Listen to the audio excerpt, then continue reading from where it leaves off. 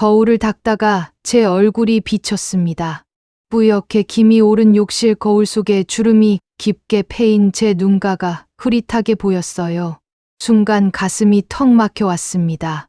왜 이렇게 마음이 무겁나 스스로 물었죠.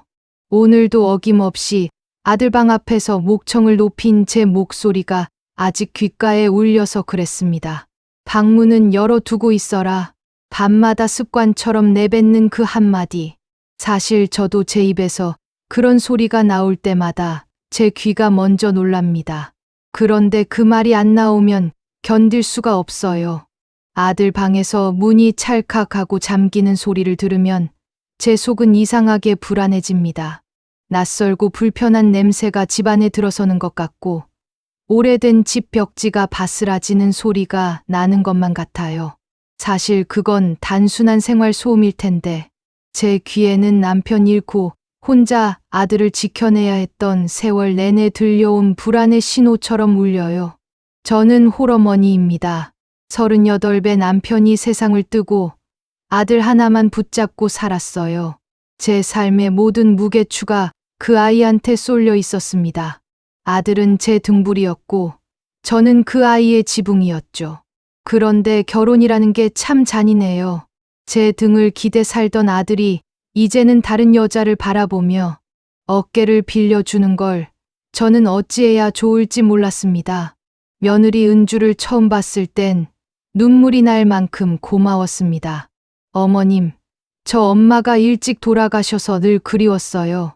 저한테 엄마처럼 대해주시면 안 될까요? 그 말에 제 가슴이 확 녹았어요. 그때는 정말 친정엄마 없는 아이 하나 품어주는 것처럼 마음 다해 잘해줬습니다. 마치 쓸쓸한 골목길에 피어난 하얀 들국화를 본 기분이었지요. 그런데 막상 같은 지붕 아래 살다 보니 제 마음이 자꾸 뒤틀립니다. 처음에는 밥상머리에 나란히 앉아 밥을 먹는 모습만 봐도 흐뭇했는데 요즘은 그저 제 아들을 빼앗아 간 여자라는 생각이 고개를 듭니다. 제가 아들한테 밥 좀 더 먹어라 했을 때 은주가 먼저 젓가락을 들고 반찬을 챙겨주면 이상하게 속이 쓰려요. 이게 질투인지 서운함인지 저도 모릅니다. 밤이면 더합니다. 신혼부부라면 문 닫고 속삭이고 웃고 울 일도 있을 텐데 그게 저한텐 도둑 맞는 소리처럼 들려요. 그래서 문이 닫히기만 하면 괜히 방문을 열어두라며 호통을 치게 되는 겁니다. 며느리는 속으로 얼마나 억울할까요? 본래 엄마를 잃고 엄마 품을 그리워하던 아이였는데 그 아이에게 저는 두 번째 엄마가 되어준다고 했으면서 정작 결혼하고 나서는 제가 그 아이의 행복을 가장 크게 가로막는 존재가 된 셈이니까요. 오늘 저녁도 그랬습니다. 부엌에서 된장찌개를 끓이고 있는데 보글보글 끓는 소리 사이로 두 사람의 낮은 웃음소리가 안방 쪽에서 흘러나왔습니다. 하하 은주야. 그건 아니지. 아들 웃음에 섞인 은주의 가벼운 웃음소리. 순간 제 손에 들린 국자가 덜덜 떨리더군요. 된장찌개 끓는 구수한 냄새도 갑자기 역하게 느껴졌습니다. 방문 열어둬라. 저도 모르게 소리를 질렀습니다. 그러자 잠시 웃음이 뚝 끊겼고 방문이 드르륵 열렸습니다. 아들은 난처한 얼굴로 며느리는 서운한 눈빛으로 절 쳐다봤습니다. 은주의 입술이 파르르 떨리는 게 보였어요. 무언가 말하고 싶었을 테지요. 하지만 끝내 삼켰습니다. 그때 갑자기 인터폰이 띵동 하고 울렸습니다. 늦은 밤이라 가슴이 철렁했죠. 모니터를 켜보니 옆집 김 여사가 서 있었습니다. 집안에 무슨 일 있는 거냐고, 소리가 다 들린다고. 순간 얼굴이 화끈 달아올랐습니다. 부부끼리 웃는 소리, 제 호통치는 소리까지 다 들렸던 거겠지요. 저는 부끄러움을 애써 감추고 현관문을 열어드렸습니다. 김 여사는 한숨을 내쉬며 제 손을 꼭 잡았습니다. 아이고, 홀어머니가 속이 좁아지면 안 돼요. 요즘 젊은 사람들, 자기들만의 세상도 좀 있어야지. 그 말에 제 속이 더 복잡해졌습니다. 좁아진 건 제 속일까요? 아니면 은주의 마음일까요? 그날 밤, 다시 침대에 누웠지만 한숨만 나왔습니다. 아들 방 문틈에서 새어나오는 은은한 불빛이 마치 제 얼굴을 비추는 신문등 같았거든요. 그리고 저는 생각했습니다. 내가 이렇게 사는 게 맞는 걸까? 아니면 정말 며느리 말대로 엄마 노릇 대신 아들 부부를 한 발짝 놓아주는 게 맞는 걸까? 하지만 그 답을 내리기 전 저는 또다시 내일 밤 그 방문 앞에서 같은 말을 할 것만 같았습니다. 방문은 열어둬라.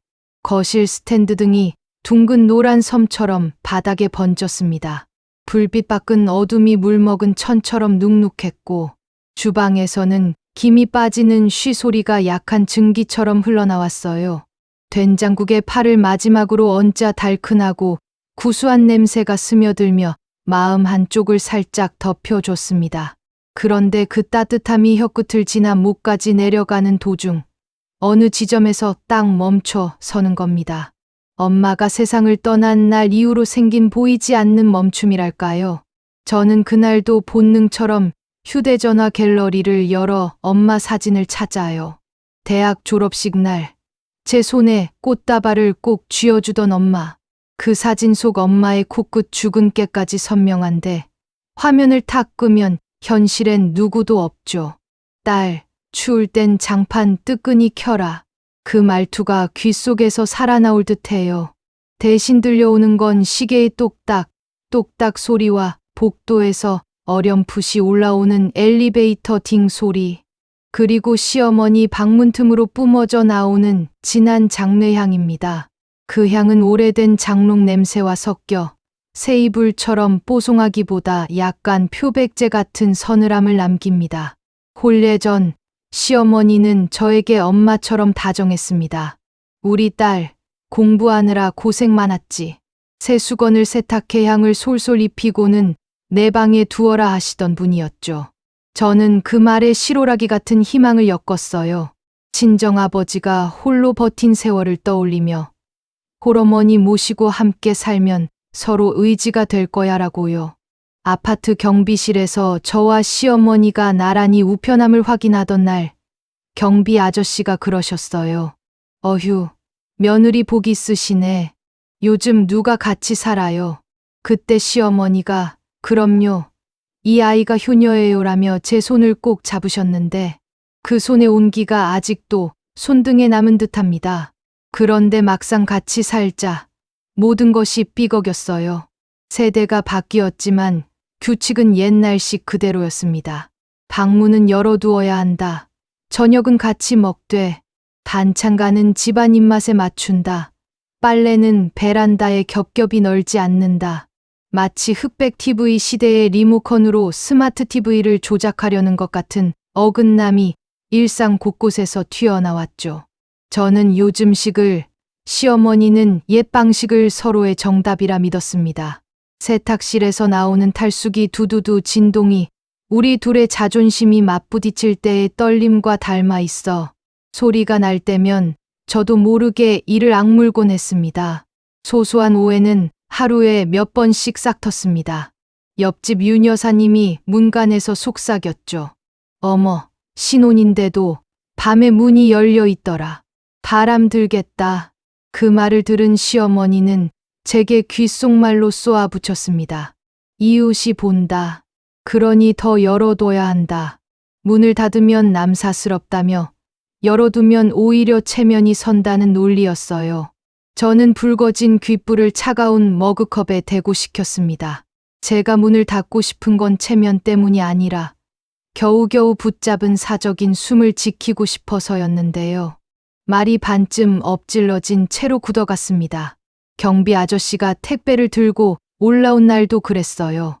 상자엔 제 이름이 큼직하게 적혀 있었는데 아저씨가 습관대로 어머니 것 맞죠? 라고 묻는 순간 시어머니 눈꼬리가 살짝 올라갔습니다. 우리 집은 모든 택배가 집 택배지. 누가 누구 거냐. 한마디에 저는 얼른 예, 저희 거예요라고 바꿔 말했죠. 그 작은 실수 하나로 저녁 내내 숟가락 부딪히는 소리가 더 크고 딱딱하게 들렸습니다. 사돈 어르신께 전화가 오자 시어머니는 스피커폰을 켜시며 말씀하셨어요. 아이고, 사돈. 우리 집 애가 아직 어려서 그래요. 요즘 애들은 문을 차암. 뒤끝에 차암이 콩나물국 끓는 보글과 섞여 제 귓속을 찔렀습니다. 저는 아버지, 괜찮아요라고 마음속으로만 대답했어요. 밤, 주방등을 끄면 거실 스탠드 등 하나가 관제탑처럼 켜져 있습니다. 그 빛 아래서 저는 엄마에게 편지를 씁니다. 보내지 못할 편지요. 엄마, 오늘도 문이 열려 있었어. 펜 끝이 종이를 긁는 소리와 냉장고 모터가 간헐적으로 켜지는 웅이 뒤섞이면 가슴 속 공기가 사납게 일렁입니다. 시어머니 방문 앞을 지나칠 때면 장도리처럼 얇은 자존심이 자꾸만 삐걱거리죠. 저도 아내이고 며느리이면서 동시에 엄마를 잃은 딸인데 그 세 가지가 한 방에서 자리 다툼을 하고 있나 봅니다. 어느 날 베란다에서 빨래를 걷다가 문득 알아챘어요. 시어머니가 제 블라우스를 햇빛 드는 쪽으로 돌려 널어 주셨더군요. 빛의 색이 바랄까 일부러 그늘에만 널던 걸 굳이 햇빛으로 데워 입으라는 배려였을까요? 아니면 집안 규칙대로 해는 해답이라는 뜻일까요? 확신할 수 없어서 마음 한쪽이 조금 풀리고 또 조금 꼬였습니다. 같은 저녁, 현관 인터폰이 띠링 울리길래 나가보니 경비 아저씨가 서 있었습니다. 며느님, 우편함에 편지 하나 있어요. 오래된 건데 오늘 대청소하다 나왔습니다. 봉투에는 낯선 필체로 미정씨께라고 씌어 있었어요. 시어머니 이름이었습니다. 누렇게 센 종이에서 곰팡이와 잉크 비린내가 동시에 올라왔고 순간 제 등에 솜털이 곤두섰습니다. 봉투를 들고 돌아서는데 옆집 윤 여사님이 슬쩍 고개를 내밀며 물었어요. 며느리, 아까 어머님이 낮에 혼잣말 하시더라. 문은 열어야 산다고. 무슨 사연 있나? 그 말이 귓속 어딘가를 때리며 맴돌았습니다. 문은 열어야 산다. 그 문장엔 단단한 금속성 같은 뉘앙스가 묻어 있었어요. 마치 누군가에게 반복해 다짐하듯 혹은 누군가에게 반복해 사과하듯. 저녁을 먹고 설거지를 끝내자 주방 창문 틈으로 매캐한 고등어 굽는 냄새가 동네 전체를 타고 들어왔습니다. 그 냄새를 맡는 순간 회사에서 돌아온 남편의 발걸음 소리가 터벅터벅 들려왔죠. 남편은 제 손을 슬쩍 잡아쥐곤 작은 목소리로 말했습니다. 엄마가 오늘 낮에 이상했어. 방문을 문질러 보더라. 마치 먼지 닦듯이. 그 말에 저는 봉투를 바라봤어요. 열면 단단한 어떤 과거가 튀어나올 것 같았고 닫아두면 지금의 우리는 계속 삐걱일 것 같았습니다. 책상 위에 봉투를 올려두고 시어머니 방 앞에 섰습니다. 방문 틈으로 장례향이 진하게 스며 나오고 안에서는 TV 홈쇼핑 진행자 목소리가 빠르게 튕겼습니다. 지금 주문하시는 분들께는 그 경쾌한 톤 뒤로 아주 얇은 훌쩍임 같은 소리가 정말인지 헷갈릴 만큼 미세하게 섞여 들렸습니다. 저는 노크를 하려다 손을 멈췄어요. 엄마가 떠난 뒤 누군가의 문을 열어젖히는 일만큼 두려운 건 없다는 걸 알게 되었거든요. 대신 저는 제 방으로 돌아왔습니다. 스탠드 등을 켜고 봉투를 무릎 위에 올린 채 조심스레 숨을 고르며 그때 현관 인터폰이 다시 띠링 울렸습니다.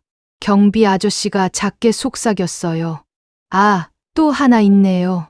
방금 엘리베이터 옆 전단지함에서 사진이 하나, 카메라 플래시가 번쩍였던 오래전의 냄새까지 같이 묻어온 듯한 빛바랜 사진 한 장이 문틈으로 미끄러져 들어왔습니다. 사진 뒷면엔 볼펜으로 짧게 이렇게 적혀 있었어요. 닫힌 문은 내가 닫았다. 저녁 종소리 같은 압력밥솥 증기 소리가 칙칙하고 뿜어져 나왔습니다. 그 소리를 들으면 저는 늘 마음이 조여왔습니다. 뜨끈한 밥 냄새가 온 거실에 퍼지는데도 제 입맛은 쉽사리 돌아오지 않았거든요. 우리 집은 분명 새 신혼집이어야 했는데 누군가의 오래된 규칙이 여전히 거실을 지배하고 있었습니다. 문은 열어둬야 한다. 젊은 것들이 무슨 비밀이 그리 많다고. 시어머니의 목소리는 낮은 텔레비전 소리마저 삼켜버렸습니다.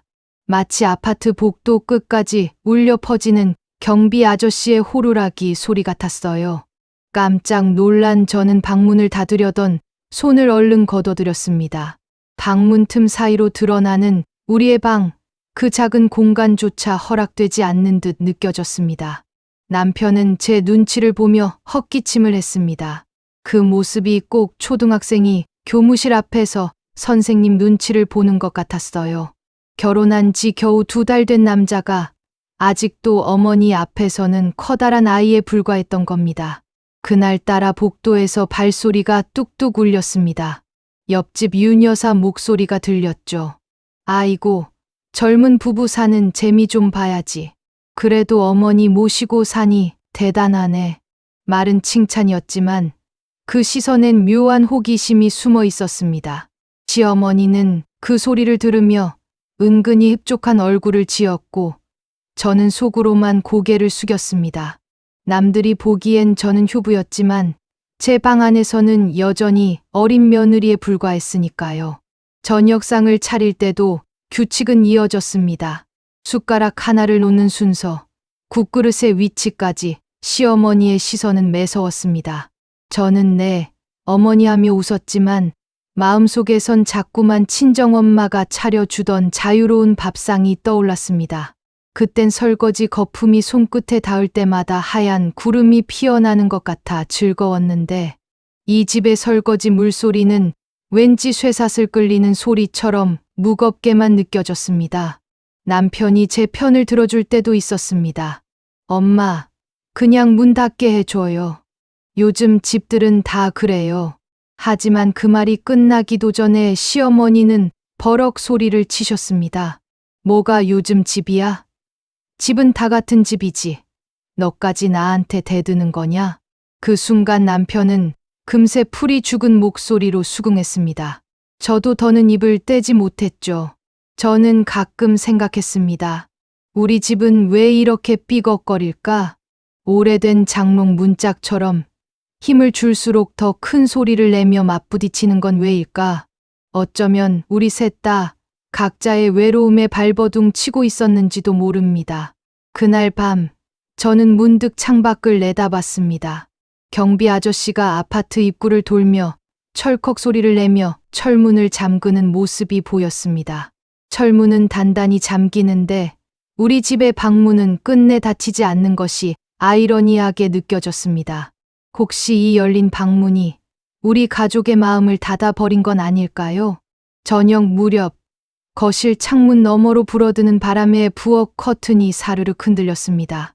바람결에 고등어 굽는 냄새가 복도 끝까지 퍼졌는지 현관 앞을 지나던 경비 아저씨가 킁킁거리며 역시 이 집은 저녁이 푸짐하네요 하고 농담처럼 말하고 가셨습니다. 순간 저는 멋쩍게 웃었지만 시어머니는 못 들은 척 하시더군요. 오히려 젓가락으로 고등어를 툭 치며 이런 건 내가 친정에서 잘 해왔겠지? 하고 은근한 말을 던지셨습니다. 저는 그 말이 칭찬인지 핀잔인지 헷갈렸습니다. 사실 친정에서 엄마와 함께 살던 시절 부엌은 제게 놀이마당 같았습니다. 양파 썰 때 흘리는 눈물조차 장난 같았고 김치 국물 튀는 소리도 리듬처럼 들렸으니까요. 하지만 이 집 부엌은 달랐습니다. 제가 손을 대면 늘 누군가의 평가가 따라붙었습니다. 남편은 제 편을 들고 싶었는지 우리 집 고등어는 아내가 훨씬 맛있게 구워요 하고 내뱉었지만 그 말이 오히려 불씨가 되었습니다. 시어머니 얼굴이 굳어지며 내가 평생 해온 음식인데 내가 벌써 비교를 하니? 하고 목소리를 높이셨거든요. 남편은 결국 숟가락을 만지작거리며 입을 닫아버렸습니다. 그때 옆집 윤 여사님이 들렀습니다. 김치 몇 포기를 나눠주러 오셨는데 마침 우리 식탁에 앉아 계신 시어머니를 보고 반갑게 인사하시더군요. 어머, 또 며느리랑 고등어 경쟁하시나 봐요? 농담 섞인 말이었지만 방 안 공기는 순간 싸늘해졌습니다. 저는 급히 웃으며 저는 아직 어머니 솜씨 따라가려면 멀었죠. 하고 넘겼지만 속으론 울컥했습니다. 남들은 다 알아채는구나. 우리 사이에 보이지 않는 줄다리기를. 시어머니는 남들이 보는 앞에선 우리 며느리가 참 싹싹하다고 하셨습니다. 하지만 이내 제게만 들릴 정도의 목소리로 너도 언젠가 알겠지. 남편 마음은 엄마가 제일 잘안다는 걸 하고 속삭이셨습니다. 그 말은 마치 제가 아무리 애써도 결코 넘을 수 없는 선을 그어놓는 것 같았습니다. 밤이 깊어질수록 저는 더 혼란스러웠습니다. 엄마의 빈자리를 메워줄 거라 믿었던 분이 이제는 제게 보이지 않는 경쟁자로 다가왔으니까요. 방문을 닫지 못하는 불편함보다도 더 큰 틈이 우리 마음 사이에 생겨나고 있었습니다. 혹시 이 보이지 않는 경쟁이 우리 부부를 더 멀어지게 만들고 있는 건 아닐까요? 거실 창문 너머로 늦여름 저녁빛이 퍼져들었습니다. 형광등 불빛과 섞이며 방 안 공기는 눅눅하게 무거웠어요. 찬장 문이 덜 닫혀 있어 살짝 삐걱거리며 흔들리고 부엌에서는 설거지 물 떨어지는 소리가 똑똑 울렸습니다. 그런 소리조차 제 귀에는 긴장처럼 느껴졌습니다. 그날은 며느리 수진 아버지가 집을 찾아온 날이었습니다. 작은 시장에서 과일 장사를 하신다 했는데 큰 손바닥에 봉지째 배를 들고 현관에 서 계시더군요. 배 껍질을 벗겨 놓으니 단내가 퍼지며 집 안이 순식간에 달큰해졌습니다. 고등어 굽는 비린내로 가득 차 있던 우리 집 공기와 묘하게 대비되는 냄새였어요. 사돈댁, 우리 수진이가 고생 많죠? 아버님은 낮은 목소리로 웃음을 띠며 말을 꺼내셨습니다. 저는 순간 마음속 깊은 곳이 찔린 듯 얼어붙었어요. 고생이라니 며느리가 고생한다고요? 제 아들과 사는 게 얼마나 감사한 일인데. 아닙니다.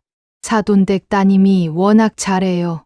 억지로 웃었지만 제 목소리는 이미 날카로워져 있었습니다. 수진이가 제 옆에서 조심스레 눈치를 보며 과일 접시를 내왔습니다. 배를 입에 넣는 순간 아버님의 눈빛이 제게 머물렀습니다. 사실 애가 엄마 없이 커서 늘 외로웠어요. 그래서 결혼할 때는 시어머니가 엄마처럼 되어 주신다니 참 다행이다 싶었죠. 그 말에 저는 목구멍이 턱 막히는 듯 했습니다. 엄마처럼이라니 처음에는 그랬습니다. 대학 때 찾아와 어머니하고 두 손 꼭 잡아주던 아이였으니까요. 그런데 지금은 제 아들을 빼앗아간 여자일 뿐인데 저는 애써 차분하게 말했어요. 저도 딸처럼 생각했죠. 그런데 말이죠. 부부가 방에 들어가도 문은 열어두는 게 예의라고 생각합니다. 어른과 함께 사는 집이니까. 아버님 얼굴이 굳어졌습니다. 옆에서 수진이의 손이 덜덜 떨리는 게 보였어요. 순간 방 안 공기가 싸늘하게 얼어붙었습니다. 그때 밖에서 인터폰이 울렸습니다. 딩동 소리가 크게 울려 퍼지며 긴장을 깨뜨렸어요. 경비 아저씨였습니다. 윗집에서 물 새는 것 같다고 올라오셨네요. 괜스레 웃음이 새어나왔습니다. 배 냄새와 고등어 냄새, 그리고 물 새는 소식까지. 우리 집의 숨은 갈등이 밖으로도 새고 있는 것만 같았거든요. 하지만 아버님은 마지막으로 이런 말씀을 남기셨습니다. 사돈댁, 수진이만 나무라지 말고 가끔은 당신 마음도 내려놓으세요. 혼자 사는 게 얼마나 힘든 줄 제가 잘 아니까요. 그 말을 들었을 때 제 가슴 한 구석이 뜨끔했습니다. 홀아버지와 홀어머니, 서로의 그림자가 겹쳐 보이던 순간이었으니까요. 저녁 설거지를 마치고 창문을 열자 아파트 앞 화단에서 올라오는 물 비린내가 훅 들어왔습니다. 비가 내린 뒤라서인지 흙냄새와 뒤섞여 코끝을 톡 쏘았어요. 싱크대 수전에 떨어지는 물방울 소리까지도 괜히 제 마음을 들쑤셨습니다. 그날따라 옆집 윤 여사가 현관 앞에 서 있더군요. 꽃무늬 앞치마 차림으로 두 팔을 허리에 척 올리고 저를 보자마자 소곤소곤 말을 걸어왔습니다. 형님네 방에서 자꾸 속삭이는 소리가 새어나오던데 신혼부부야 그렇다 쳐도 요즘은 문도 꼭꼭 닫아 걸고 있던걸요. 순간 제 귀가 벌개졌습니다. 그 말 속에 담긴 호기심과 은근한 비아냥이 뼛속까지 파고들었거든요. 아이고, 별 말씀을, 요즘 젊은 것들이야 뭐 자기들만 편하면 되지요. 억지 웃음을 지었지만 속으로는 역시 내가 문 열어두라. 한 게 괜한 게 아니었어 하고 스스로를 정당화했습니다. 며느리 수진이는 거실에서 TV 소리를 키우고 있었는데 그때 프로그램에서 들려오는 광고 멘트가 묘하게 제 마음을 건드렸습니다. 당신의 선택, 지금 후회하지 않습니까? 라는 목소리가 집안을 울리는데 왜 그 말이 저를 겨냥한 듯 들리던지요. 잠시 후 경비 아저씨가 인터폰으로 호출을 해왔습니다. 302호, 윗집에서 물 새는 것 같다고 하네요. 방금 전에도 물 냄새가 올라온다 싶더니 진짜였던 겁니다. 저는 서둘러 문을 열고 나갔는데 마침 며느리도 따라 나왔습니다. 그런데 윤 여사가 그 모습을 보더니 또 한마디 던졌습니다. 어휴, 신혼인데도 같이 붙어서 다니시네. 어머니 눈치가 얼마나 보이면 저럴까? 순간 수진이 얼굴이 굳는 게 제 눈에 들어왔습니다. 저는 들은 체하지 않았지만 속에서는 심장이 덜컥 내려앉았습니다. 혹시 며느리 마음속에 작은 불씨가 이미 피어난 건 아닐까? 나를 엄마처럼 여기겠다던 그 따뜻한 눈빛은 다 어디로 간 걸까? 집으로 돌아오니 거실 공기가 낯설게 무겁게 느껴졌습니다. TV 화면은 환하게 빛나는데 정작 우리 셋은 그 불빛 안에서 그림자처럼 앉아 있었어요. 세대가 다른 세 식구가 같은 집에 있어도 마치 층간 소음처럼 서로의 삶이 겹치지 못하는 기분이었습니다. 저녁 준비를 하면서도 자꾸만 윤 여사의 수군거림이 귓가에 맴돌았습니다. 어머니 눈치가 얼마나 보이면 저럴까? 그 말이 기름 냄새처럼 옷깃에 배어 아무리 씻어내려 해도 빠지지 않았습니다. 싱크대 위에 놓인 고등어에서 지글지글 기름 튀는 소리가 터져 나왔고 순간 불빛이 기름에 반사돼 번쩍거렸습니다. 그때 며느리 수진이가 제 옆에 와서 미역국을 휘젓는데 김이 훅 올라와 안경알을 뿌옇게 덮었습니다. 순간 저는 그 모습이 내 아들을 가린 안개처럼 느껴져 괜히 신경이 곤두섰습니다. 국가는 했니? 제가 툭 던지자 수진이가 고개를 끄덕였습니다. 네, 어머니. 아까 경비 아저씨가 물 새는 거 확인하러 다녀가셨는데 아마 윗집 문제래요. 사소한 보고였지만 어째서인지 그 말이 도발처럼 들렸습니다. 왜 굳이 경비 얘기를 지금 하는 거지? 혹시 내 집을 흠집내려는 걸까? 속이 쓰라려졌습니다. 잠시 후 사돈 어른이 배 한 봉지를 들고 도착했습니다. 따끈한 국물 냄새와 달콤한 배 냄새가 거실에서 부딪히자 이상하게도 집안 공기가 묘하게 뒤틀렸습니다.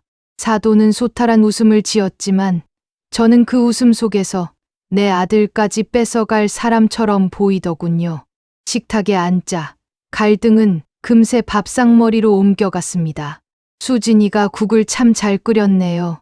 사돈의 칭찬에 수진이가 미소를 지었고 제 젓가락은 잠시 허공에 멈췄습니다. 에이, 아직 멀었지요. 우리 집의 아빠는 내가 끓여준 국으로만 컸는걸요. 저는 일부러 목소리를 높였습니다. 순간 공기가 싸늘해졌습니다. 남편을 잃은 홀아버지와 홀어머니가 같은 식탁에 앉아 있다는 사실 자체가 어쩌면 경쟁처럼 느껴졌는지도 모릅니다. 마치 시장통에서 서로 다른 생선을 내놓고 가격을 외치는 상인들처럼 사소한 한마디에도 자존심이 달린 싸움 같았으니까요. 그때 윤 여사의 목소리가 현관문 틈으로 또 들려왔습니다. 에구, 또 시끌벅적하시네. 신혼집이 아니라 전쟁터 같다니까. 그 한마디에 제 가슴속 분노의 불씨가 활활 타올랐습니다. 그 순간 남편이 숟가락을 탁 내려놓으며 중얼거렸습니다. 어머니, 제발 이젠 좀 그만하세요. 그 말이 방 안 공기를 갈라놓는 칼처럼 느껴졌습니다. 모든 것이 변할 예고가 된 순간이었지요. 거실에 오래된 벽시계가 똑똑 소리를 내며 9시를 가리켰습니다. 그 소리가 제 가슴 속 두근거림과 묘하게 겹쳐 들렸습니다. 식탁 위에는 아직 치우지 못한 국그릇과 반쯤 먹다 남은 배 한 조각이 놓여 있었는데 달큰한 과즙 냄새가 고등어 비린내와 뒤섞여 집안 가득 퍼졌습니다. 이상하게도 그 냄새가 마치 제 삶처럼 느껴졌습니다. 달고 짜고 기쁨과 분노가 뒤엉킨 한 사람의 인생 말이지요. 며느리 수진이는 방 안에서 조용히 문을 닫는 듯 했지만 저는 알았습니다. 그 방문은 끝내 완전히 닫히지 않는다는 것을요. 틈 사이로 새어나오는 불빛이 복도까지 번져 있었습니다. 어머니, 이제 그만 놓아드려야 하는 거 아닐까요? 사돈 어른의 낮고 단단한 목소리가 귓가에 맴돌았습니다. 순간 제 자존심이 덜컥 흔들렸습니다. 놓아준다는 말이 마치 제가 아들을 꼭 붙들고 괴롭히는 사람처럼 들렸으니까요. 그때 현관에서 딩동 인터폰 소리가 울렸습니다. 화면에 비친 경비 아저씨, 얼굴이 희미한 전등 불빛에 드러났습니다. 위층에서 물 새는 게 아직 안 잡혔답니다. 내일도 공사하러 들어올 거예요. 아저씨의 설명은 평범했지만 제 귀에는 이상하게 들렸습니다. 내일도 문을 열어둘 수밖에 없겠구나. 그 말이 꼭 제 운명을 선언하는 종소리처럼 느껴졌습니다. 밖에서는 윤 여사가 또 수군거렸습니다. 에구, 사돈이 오셨다던데 신혼집이 아니라 시집살이 집 같네. 그 말에 제 얼굴이 화끈 달아올랐습니다. 평생 애써 지켜온 체면이 이웃 입방아에 무너지는 듯했지요. 그날 밤 홀로 부엌에 앉아 찬물에 손을 씻으며 문득 제 친정어머니가 떠올랐습니다. 내 자식은 내 거 아니야. 다만 잠시 맡겨진 거지. 그 말씀이 오늘따라 유난히 뼈에 사무쳤습니다. 방 안에서 들려오는 작은 웃음소리가 제 마음을 더 흔들었습니다. 아들과 며느리가 속삭이며 웃고 있는 것 같았습니다. 저도 모르게 방문 앞으로 걸음을 옮겼습니다. 손잡이에 손을 얹는 순간 가슴이 덜컥 내려앉았습니다. 이제 열까? 그냥 둘까? 그 순간 방문 너머에서 며느리의 목소리가 또렷하게 들려왔습니다. 당신, 어머니도 결국 우리 편이 될 거야, 그렇지? 저는 얼어붙은 손으로 문고리를 붙잡은 채 숨도 제대로 쉴 수 없었습니다.